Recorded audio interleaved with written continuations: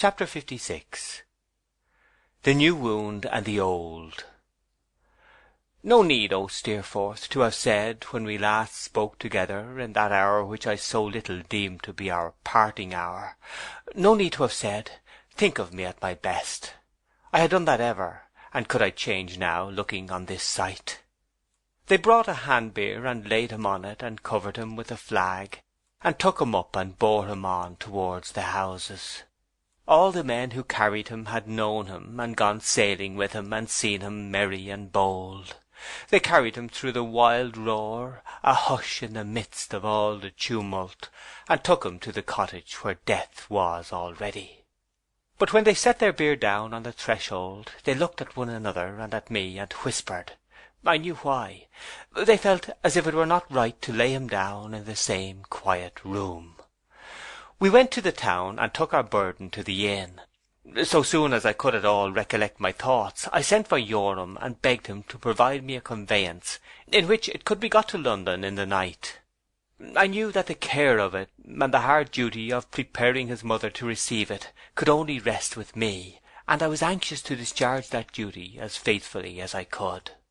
I chose the night for the journey, that there might be less curiosity when I left the town. But although it was nearly midnight when I came out of the yard in a chaise, followed by what I had in charge, there were many people waiting. At intervals along the town, and even a little way out upon the road, I saw more, but at length only the bleak night and the open country were around me, and the ashes of my youthful friendship.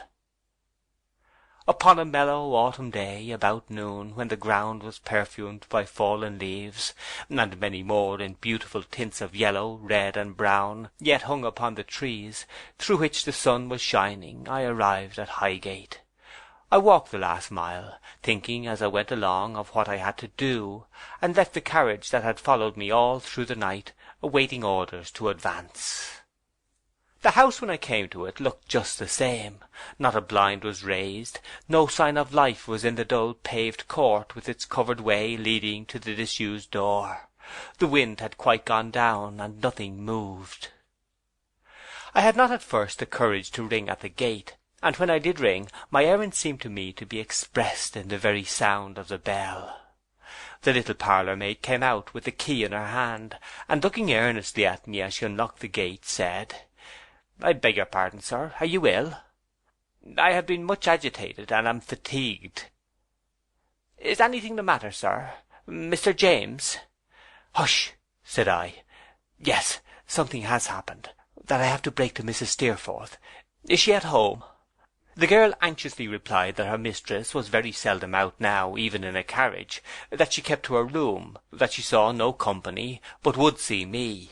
Her mistress was up, she said, and Miss Dartle was with her. What message should she take upstairs?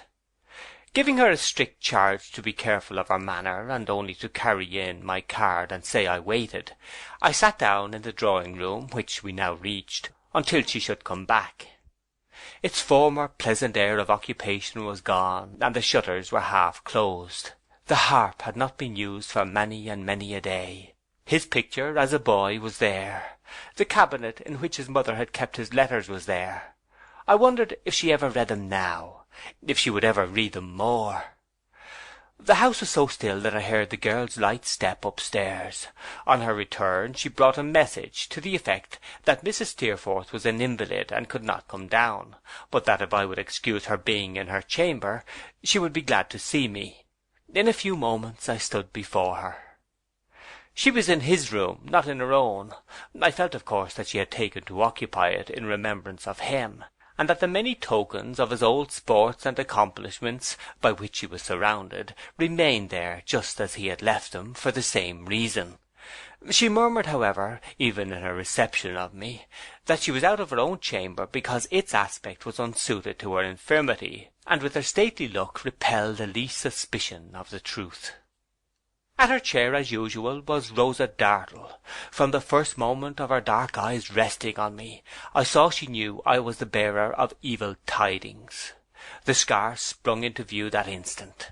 She withdrew herself a step behind the chair, to keep her own face out of Mrs. Steerforth's observation, and scrutinized me with a piercing gaze that never faltered, never shrunk. "I am sorry to observe you are in mourning, sir," said Mrs. Steerforth. "I am unhappily a widower," said I. "You are very young to know such a great loss," she returned. "I am grieved to hear it. I am grieved to hear it. I hope time will be good to you." "I hope time," said I, looking at her, "will be good to all of us.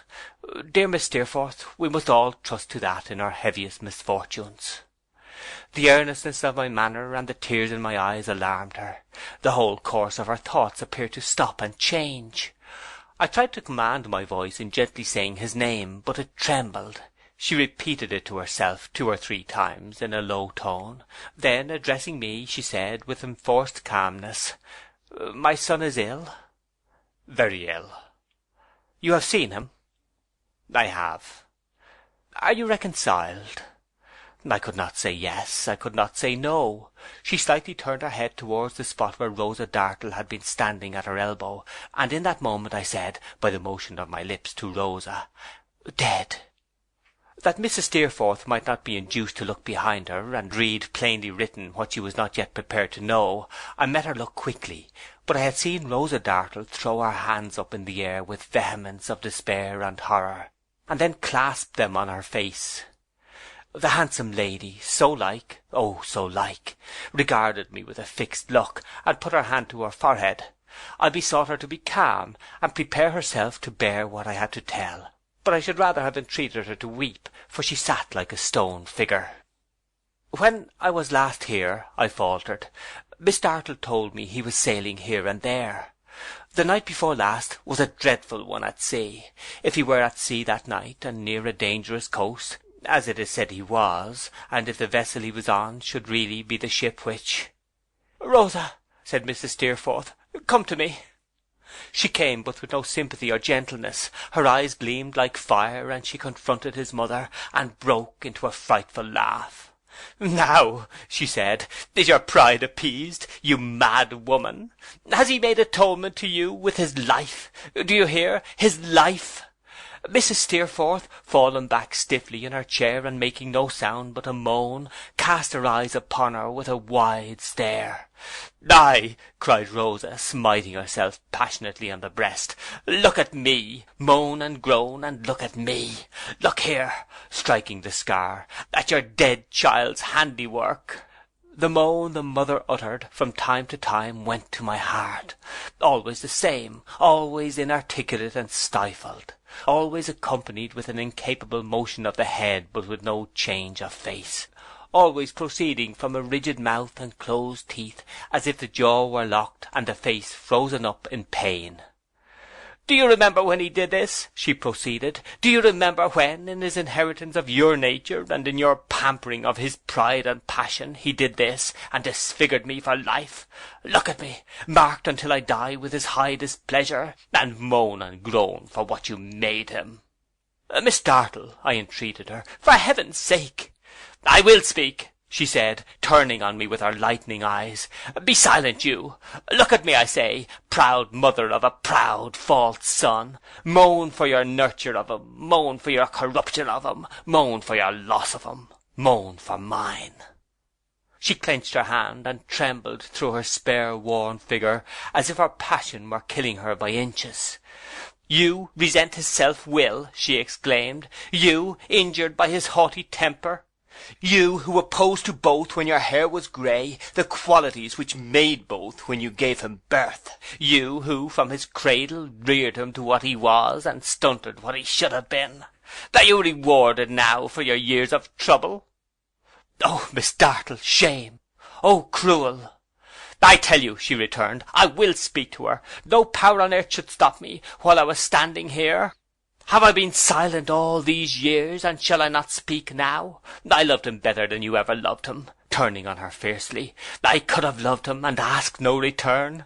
If I had been his wife, I could have been the slave of his caprices for a word of love a year. I should have been. Who knows it better than I? You were exacting, proud, punctilious, selfish. My love would have been devoted, would have trod your paltry whimpering under foot." With flashing eyes she stamped upon the ground, as if she actually did it. Look here,' she said, striking the scar again with a relentless hand. 'When he grew to a better understanding of what he had done, he saw it and repented of it. I could sing to him, and talk to him, and show the ardour that I felt in all he did, and attain with labour to such knowledge as most interested him, and I attracted him. When he was freshest and truest he loved me. Yes, he did. Many a time when you were put off with a slight word, he has taken me to his heart.' She said it with a taunting pride in the midst of her frenzy, for it was little less, yet with an eager remembrance of it, in which the smouldering embers of a gentler feeling kindled for a moment.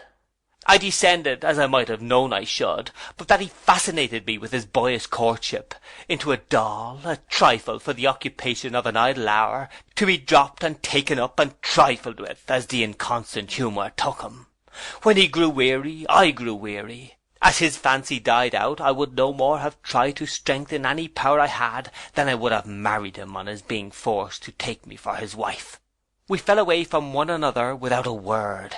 Perhaps you saw it, and were not sorry. Since then I have been a mere disfigured piece of furniture between you both, having no eyes, no ears, no feelings, no remembrances. Moan, moan for what you made him, not for your love. I tell you that the time was when I loved him better than you ever did.' She stood with her bright angry eyes confronting the wide stare and the set face, and softened no more when the moaning was repeated than if the face had been a picture. 'Miss Dartle,' said I, 'if you could be so obdurate as not to feel for this afflicted mother.' 'Who feels for me?' she sharply retorted. 'She has sown this. Let her moan for the harvest that she reaps today.' 'And if his faults—' I began. 'Faults!' she cried, bursting into passionate tears. 'Who dares malign him? He had a soul worth millions of the friends to whom he stooped.' 'No one can have loved him better, no one can hold him in dearer remembrance than I replied. 'I meant to say, if you have no compassion for his mother, or if his faults, you have been bitter on them.' 'It's faults!' she cried, tearing her black hair. 'I loved him.' 'If his faults cannot,' I went on, 'be banished from your remembrance in such an hour, look at that figure, even as one you have never seen before, and render it some help.' All this time the figure was unchanged, and looked unchangeable, motionless, rigid, staring, moaning in the same dumb way from time to time, with the same helpless motion of the head, but giving no further sign of life. Miss Dartle suddenly kneeled down before it, and began to loosen the dress. 'A curse upon you!' she said, looking around at me, with a mingled expression of rage and grief. 'It was in an evil hour that you ever came here. A curse upon you! Go!' After passing out of the room, I hurried back to ring the bell, the sooner to alarm the servants. She had then taken the impassive figure in her arms, and, still upon her knees, was weeping over it, kissing it, calling to it, rocking it to and fro upon her bosom like a child, and trying every tender means to rouse the dormant senses. No longer afraid of leaving her, I noiselessly turned back again, and alarmed the house as I went out. Later in the day I returned, and we laid him in his mother's room. She was just the same, they told me. Miss Dartle never left her. Doctors were in attendance. Many things had been tried, but she lay like a statue, except for the low sound now and then. I went through the dreary house and darkened the windows. The windows of the chamber where he lay I darkened last. I lifted up the leaden hand and held it to my heart, and all the world seemed death and silence, broken only by his mother's moaning. End of chapter 56.